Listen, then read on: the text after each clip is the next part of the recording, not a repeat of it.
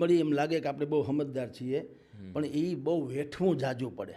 અમે 5 ભાઈઓ હતા, તો લગભગ બધા માથા ભારે. 2 એ તો નાના હતા, એને ભણવાની કંઈ ખબર પડતી નહીં એવા હતા, ને અમે 3 ભાઈઓ મોટા હતા.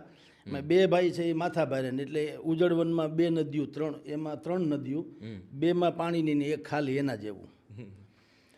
હવે એ 2 ભાઈ તોફાની, અને મારા ફાધર જે છે એની પણ રાડ એ જમાનામાં.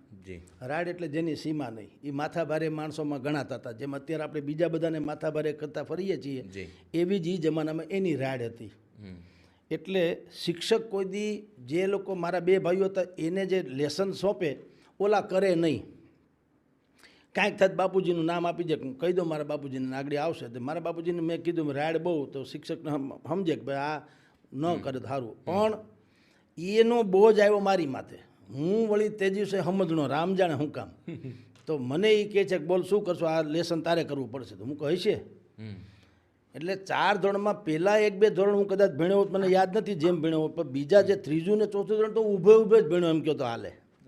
કારણ કે લેસનમાં શિક્ષા એવી હતી, 1 થી 20 અને કકા બારખડી લખવાના હોય, 20 વખત હોય લખવાના, 1 થી 100, 1 થી 100 સુધી, પછી 1 એકુ 1, 1 એકુ 2, 1 એકુ 3, એવી રીતના. પછી 11 એકુ 11, 11 દુ 22, 11 તેરી 33, એમ એ 20 આંક સુધી આવે. 20 એકુ 20 દુ 40 વગેરે. એ બધું 20 વખત લખવાનું, અને બધું તમારે, અને બધું મારે. અને મારે તો લખવાનું, મારા ભાઈનું મારે, 2 ભાઈઓનું ડબલ, એટલે 3 ગણું લખવાનું. હવે લખી ન શકો એટલે એને પનિશમેન્ટ તરીકે ઊભા રાખવાના, બેસવાનું નહીં. એટલે હું તો ઊભો જ ભણ્યો એમ કહો તો હાલે. તો અને સાહેબ 2 મારતા ને ઘરમાં બધું માથા, સ્વાભાવિક છે, ગામ હતું એટલે.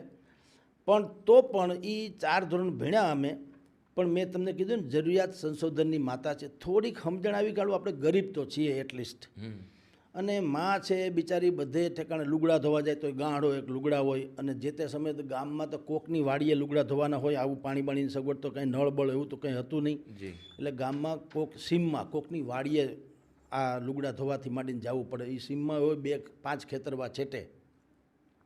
એ ગાંડો એક લુગડા ધોઈને આવે, એ અડદની દાળ ચૂલા ઉપર મૂકીને ગઈ હોય, અડધું છીબું ઢાંકીને, માથે પાણી નાખ્યું હોય, એટલે દાળ ઉભરાઈને હેઠે ન હોય જાય. તમે જો અત્યારે આપણી પાસે ગેસ છે, ધીમો ફાસ્ટ કરી શકીએ.